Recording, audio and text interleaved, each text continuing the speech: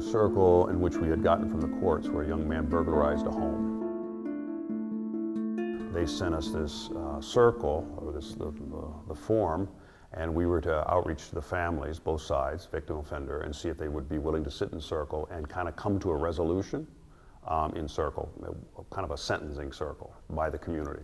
And so we outreached to both sides. They both were willing to come and sit in circle. We outreached to some community members where they participate with us, and we gathered on one Saturday here, and we sat in circle.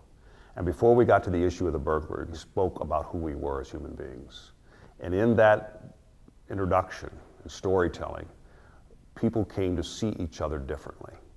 And so the man whose home was burglarized was able to see this young man who sat across from him, not as just a thief or a thug, but as a kid who had his own issues going on, his own struggles in life, feeling neglected and abandoned oftentimes. And he came to see that kid was not all that different than how he grew up himself.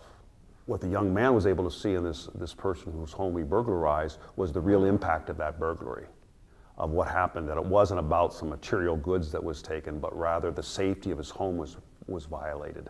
And he really came to see that what he did had a great impact, not on just that guy, but on his family, in particular his child. And at the end of the circle, when we finally finished, the sentence was going to be this young man needed to go to school. He was out of school, and everybody in that circle saw what a great kid he was, and we needed him to believe in himself. And so what we encouraged him to do and advocated for him was to get back in school, which he did.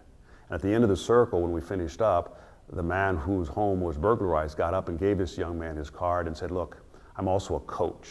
Let's go hoop it together." And so the victim became the mentor to the young man who came initially as the one who did the harm. And that's possible only because we tended to the relationship, to who we are beyond just being a victim or a wrongdoer. You know, we saw each other for whom we were, and you know that both sides saw this person not as just someone other, but rather as very much like themselves.